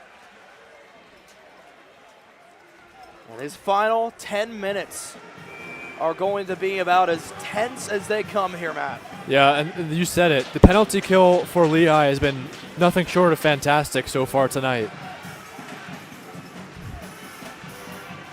Tie up off of the draw, trying to grab it there was Marshall. It's on the side of the net, trying to get there is Brown. It's still loose. Brown trying to block it. It's loose right in front of Brown. Bodies are going all over the place. It's a haymaker and a potential Donnybrook. Everybody gets out of the dog pile that nearly went behind Brown and just able to steer it wide. Now the Hawks with a chance to reset on the other way. Miakiov, he got tied up and he's going to go for the box. Miakiov able to draw a penalty. And the turkey once again on the table for the Mountain Hawks. It's a hooking call going against Rhode Island. I can't tell who is in the box right now. That might be Aiden Darlington. It's in fact Chase Gaudioso, another crucial penalty killer into the box for Rhode Island. And Lehigh with a beautiful chance to potentially take their first lead of the night. Feinberg wins the draw initially, but it's taken back there by Sabo. Here they come. Nasinovic shot, batted down in the air once again there by Marangola. And this will go way up into the rafters and out of play with 14 seconds gone in the penalty against Gaudioso. Well, we saw what happened the last time they got the power play. They get it again. Lehigh 1 shot, 1 goal away from taking their first lead and would have the lead for 9 minutes and 5 seconds. Nasinovic off of the face-off. He can't hold on to it. He's not able to hold to the offensive zone. Comes back to Cataray, the lone goal scorer for the Mountain Hawks. Here's Nasinovic with a drive, and it goes wide. Kept back in, no. Goziak not able to hold on to it. Comes back over onto the tape and Nasinovic. Goziak brings it back over. Ferdinand Berghardt a tad offside. That was close. That was very borderline. A little bit of a late call.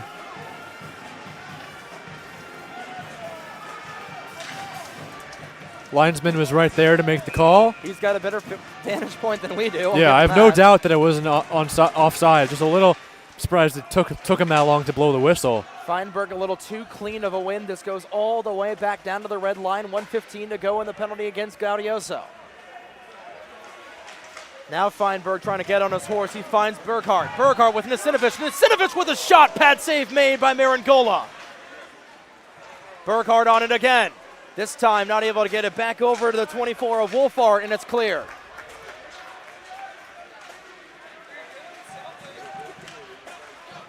Nasinovic now getting on his horse down the near side. And this time he's got way too much pitch on it. It's deflects out of play. And like we said earlier, we know Matthew Nasinovic very well here on the Jersey Pro League, or here on the Breakout Sports Broadcasting, played in the club division for the Jersey Pro League for Capper Hockey Services. He's made his name known here on the BSB circles, and he's definitely trying to get himself known here in this quarterfinal round of the ECHA tournament, tied between Lehigh, trying to change it there, and another shot, this time coming from Ted Justice, deflects out of play. And the Hawks still hold on to the offensive zone.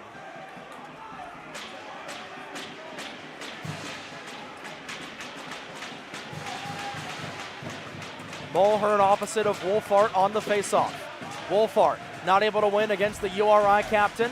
Trying to clear it all the way out once again are the Rams, and they do. This is Justice who will come back to collect. 32 to go in the penalty against Gaudioso. Time still winding down, 7:47 to go in the third period. Both these teams looking to take off like a jumbo jet with the next goal. And you got to think whoever scores this next goal, Matt, is likely going to end up being the winner. Toomey looking for it, looking to drive around, was not able to get it back to Goldstein, who was tied up in the low slot. Goldstein not able to get it around Mulhern. Goldstein now trying to keep it away, gets it back to Toomey at the point. 4 seconds to go in the penalty against Gaudioso. Gaudioso springs out of the box, is back to the bench. We're back to 5-on-5, and Rhode Island will survive another penalty. Still with the offensive zone of the Mountain Hawks, and that one just trickles wide. Goldstein waiting for an option. Back to Toomey at the point. Toomey just barely kept it in, but it deflected off of the stick of Shane Mulhern. This goes up into the Rhode Island bench, and with under 7 to go, this will remain in the Rhode Island zone. The worst case scenario for Rhode Island, this is a good practice in terms of environment for when they do make it to nationals. Get to play in these types of environments and play in those close games. Obviously, you still want to win; it matters. But playing in a locked 1-1 game late in a playoff game, I mean, it's good experience to get if you're a Ram. It definitely is. 6:38 to go in the third period, and Rhode Island again not out of the woods yet. Neither of these teams out of the woods. It is essentially a brand new hockey game. The longer we get into it. Heinberg, I should say. Trying to find a back down. It's taken there by Parmenter. Parmenter will just hold up behind his own goaltender, Jake Brown, who has played out of his gourd. 32 for 33 so far tonight, and Rhode Island hasn't been able to really get a shot on net. 6 minutes to go in the third period now. Here's a chance. Lockwood with a drive. He scores! With 5:55 to go in the third period, Max Lockwood breaks the ice, and the Rams once again lead.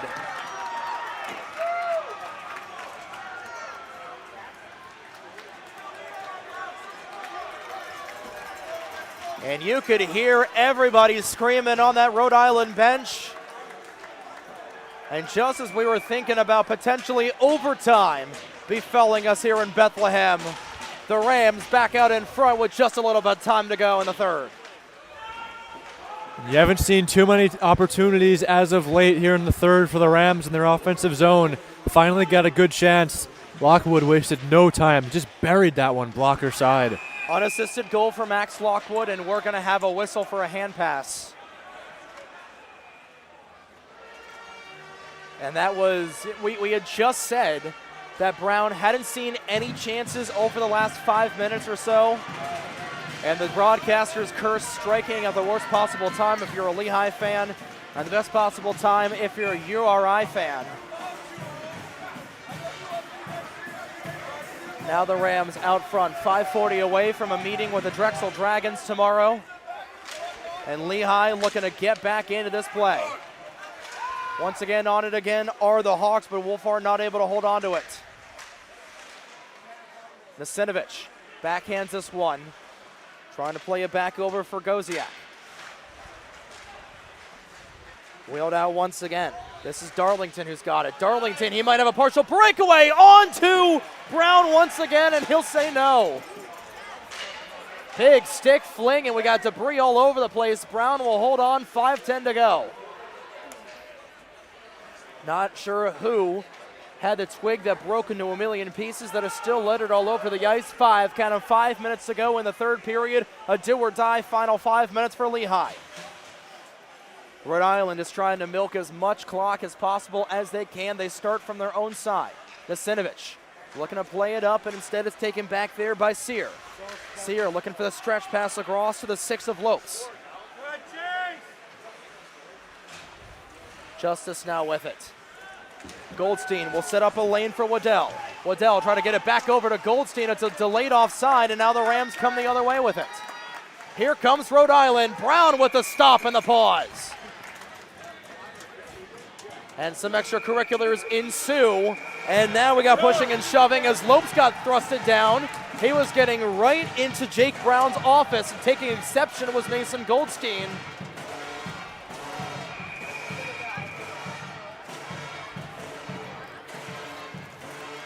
And we'll see if anything will come out of that.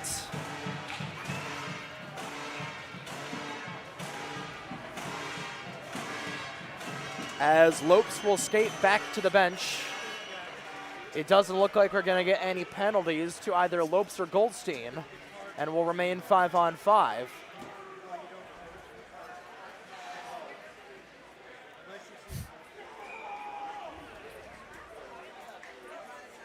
.4:25 to go. Rhode Island leads 2-1. Bouncer just being steered wide once again by Jake Brown, the senior. What could be his final game in a Lehigh uniform, playing out of his mind. Now Waddell with a quick chance off the outside of the net, and it's stopped. And now Waddell is going to get into it, and the linespeople immediately separating him from Aiden Darlington, I think, and a crowd will draw.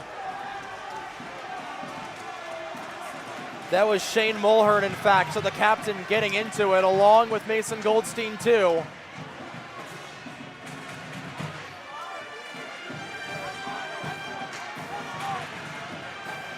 Well, the way things would look right now, the Rhode Island Rams would have a date with the Drexel University Dragons tomorrow, still awaiting which game it would be. But the Villanova Wildcats would also have a date with the Westchester Golden Rams. Of course, those games being played tomorrow at noon Eastern and 3 p.m. Eastern. Cody Decker and Corolla Pascal on the call here for tomorrow's semifinal rounds at noon and 3 p.m. respectively, here on Breakout Sports Broadcasting, your exclusive home, as Lopes might have a little bit of a chance. Here's Lopes with a little bit of space, trying to drive around, and he just lost the handle of it. Rather, that was Owen Hall. Got the 6 and the 9 mixed up, as Hall nearly had the backbreaker. Stretch pass all the way out for Carr, who's not able to collect that airmail. Heinberg will backhand this back in. And just slowly playing it right now is Zach Gold. Gold keeping it away from Toomey. We're down to where if Lehigh gets his draw in the offensive zone, we're going to see Jake Brown go to the bench, and we're going to see that extra skater coming on here. As Coach Josh Hand, we're going to get a penalty.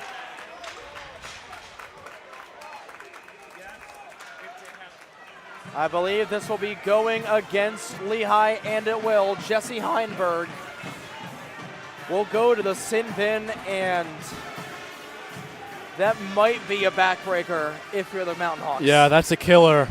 That's a really unfortunate time. 3 minutes left in the game, down by 1. You absolutely do not want to take a penalty there. And this gives the Rams the opportunity to put the icing on the cake here.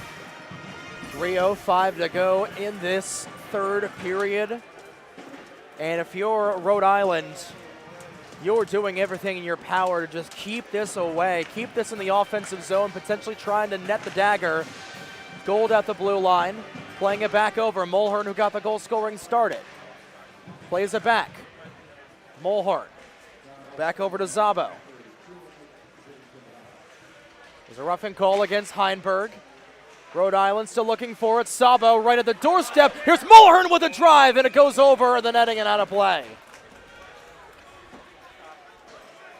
Mulhern had nothing but wide open planes in front of him, and he just put a little too much on it that may have caught a piece of a Lehigh stick.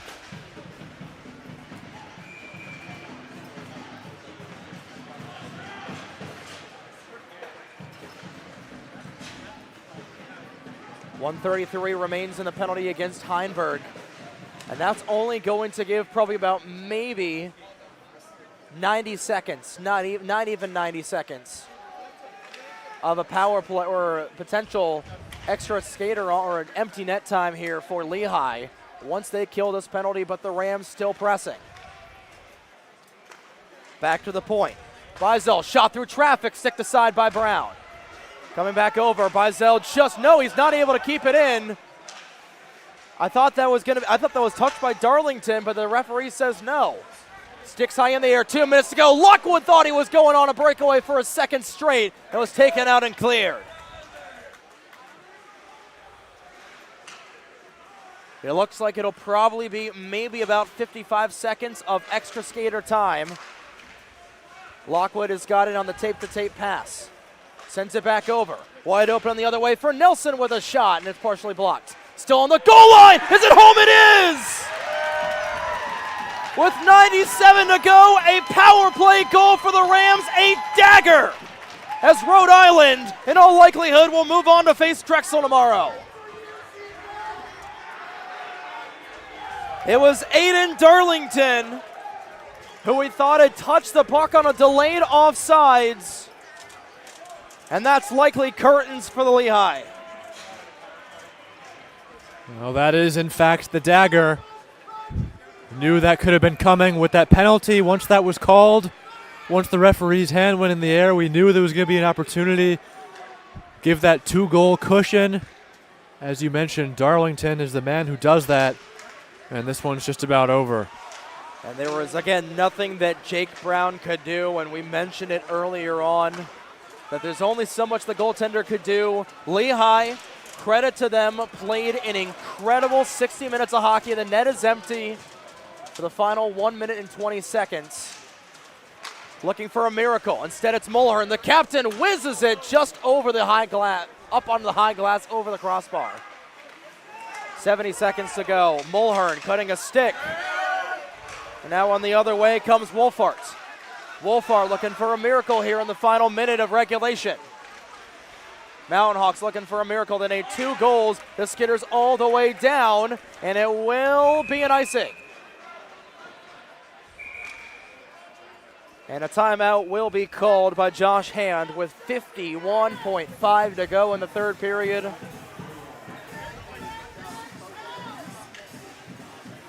And if you're the Rams, you're just hoping that that final goal there from Aiden Darlington was the one to put a pitchfork in it.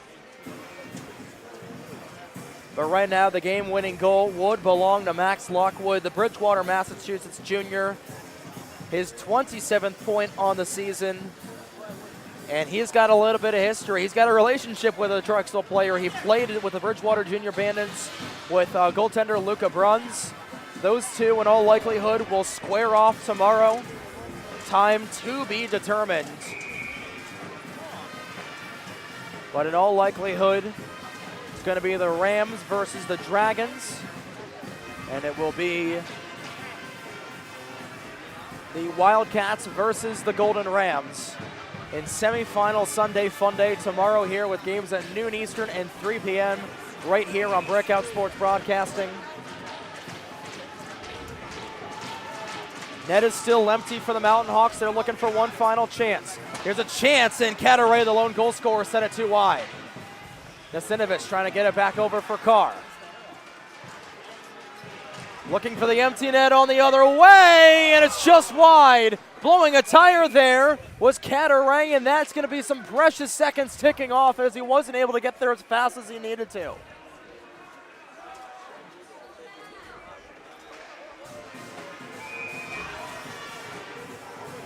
And if Lehigh is not in, and you go back to those two pieces of iron that the Hawks have hit in this game. The one crossbar where Nick Marangola ducked out of the way and he was saved by the iron, and now Joe Augustine is going to like to use his timeout with 34.5 to go. But especially that short-handed breakaway for Morgan Waddell. One-on-one with Marangola. Had Marangola dead to rights, hits it off for the right side of the iron. Yeah. You put in those two goals, and we're likely getting some free hockey here in 34.5 seconds. Yeah, it all comes down to that. Your season can really come down to just a couple of plays, those ones that you identified right there. I mean, it really changes the scope of an entire hockey season. That's how it works in the playoffs. And that just speaks to how good of a game it's been as well. Well, we've certainly had a couple of barn burners here on quarterfinal Saturday. You know, again, the only clunker of a game we really had was Drexel taking down George Mason 9-1, which seems like a lifetime ago at this point. As we approach 10 o'clock local time here in Bethlehem, Pennsylvania. Quick chance for Nasinovich. And Marangola holds on. Precious time once again clicking down, and Rhode Island looking to hold on. And if you're URI, you know, you're looking ahead to tomorrow, but that is a very, very scary Drexel team that they've got to try and go through as the number one seed, as the Dragons upended the George Mason Patriots 9-1 earlier. It's going to be round two of the ECHL final championship game from 2 years ago. 16 seconds ago in the third period, net is still empty. Carr gets it back over to Heinberg. Heinberg back over. Losing it there for a brief moment was Burkhart, and sending home the empty net are the Rams with 5.7 to go. Charlie Nelson nets the official dagger, and that'll do it.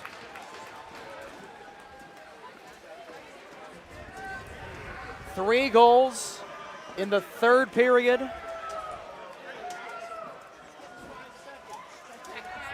And Lehigh, who put up a venerable effort in this contest, as the host team made it interesting until the final 5 minutes. They will unfortunately go home a little bit early. Final seconds will tick down, and right as the buzzer sounds, we're going to have a disagreement. That all got started when Ferdinand Burkhart just launched the opposing center. Yeah, if I'm the Rams, I just want to stay out of it. I mean, you got the win. Seems like that's what they're doing. No reason to engage in that. They'll be playing tomorrow. They'll be playing over these next few weeks. But that will do it, as the whole URI crew is going to give Nick Marangola a massive hug. Marangola, 29 for 30, backstopping this Rhode Island team to a game that, despite what it says on the scoreboard, was a lot closer than what it was. But stick taps and hats off to Jake Brown, played out of his mind, making 38 saves, or 39 saves on 42 shots faced, but just couldn't get as much offense, and URI ends up being the better team, and the Lehigh Mountain Hawks will go home in the first round. Well, it's been a great game, that's for sure. We got that first one in the first period by Mulhern. No goals in the second, and then the third. Finally started to see the score sheet open up. Cataray really electrified the building, tying the game at 1. And then 2 more goals from the Rams, thanks to Lockwood. And then Darlington, as of late, the empty netter as well for Nelson. But man, what a great hockey game. Should be exciting to see the Rams play Drexel tomorrow. Oh, that is going to be. I am so jealous of Cody Decker and Corolla Pascal because I remember that final round, that championship round of the ESCHL tournament 2 years ago, and Drexel coming into that tournament as the 6th seed, upending the Rhode Island Rams, and URI looking for a little bit of payback here tomorrow afternoon. Time to be determined.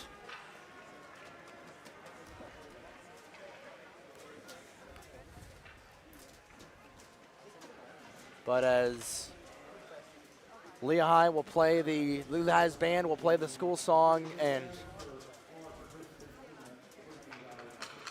I forgot they forgot to do the champions round, the first team, the All-Stars for prior to the game. So we'll do that here quickly. But as we cover that, a big shout out to all of our crew here for this weekend so far. We're only on day number 1 of 3, but we got 4 games down, 3 of them to go. As Zach Gold will be named to the second All-Star team. But our entire crew, John McCooch, who stepped up here in the first period, doing it solo here for the second game in that barn burner between Westchester and NYU. Corolla Pascal, who he and Colton Reynolds, these two able to put this weekend together right last minute, literally last minute. But what a first day it has been so far. Our camera operators, Davey Langer, Emily Kotz, and our whole crew for this upcoming next couple of days as well. Jacob Decker will be here with Cody Decker, excuse me, will be here with Corolla Pascal tomorrow afternoon with the games at noon and 3 p.m. As Nick Marangola will be named to the second team as well. And Matt Nystro, along with Corolla Pascal, will have the championship game on Friday the 7th. But final thoughts on this game before we get out of the Dodge here with the post-game ceremonies being wrapped up. Any final thoughts on what was a very close game despite what the scoreboard says? Well, it was well played. I mean, that's the best way to put it. Well played on both sides. I mean, really kudos to Jake Brown. I mean, what a great performance in that. Congratulations to the Rams. Coach Augustine, who's been doing it longer than anyone, almost 4 decades behind the bench, I believe. Mm-hmm. And, yeah, congratulations to the Rams and also to the Mountain Hawks. I mean, they played a great game. It was a good season for them, and had a good crowd to show for it as well. But they definitely came up short. Definitely did, and that was a full 60-minute effort there from Lehigh, and that was absolutely a loss that you can hang your hat on. But that's going to do it here for at least Matt and I. Will keep the video and other audio rolling here for the rest of the awards ceremony for the regular season awards. But on behalf of Matt Fusillo, my name is Trey Wright, and on behalf of Breakout Sports Broadcasting and the Steel Ice Center for providing us with a very comfortable home here for the next couple of days, we say so long from Bethlehem, Pennsylvania for day number 1, the quarterfinal round of the 2026 Eastern Collegiate Hockey Association Men's Division I Playoff Tournament. We're back here at noon and 3 p.m. Eastern for the semifinal round. But on behalf of everybody at Breakout Sports Broadcasting, we wish all the 4 remaining teams good luck. We'll see y'all tomorrow. Have folks. See y'all tomorrow. Have a good night.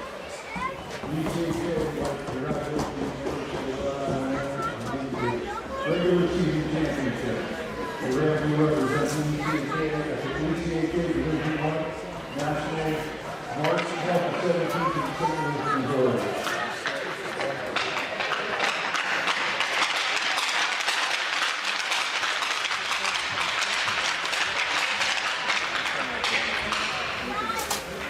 Thank you all for coming today.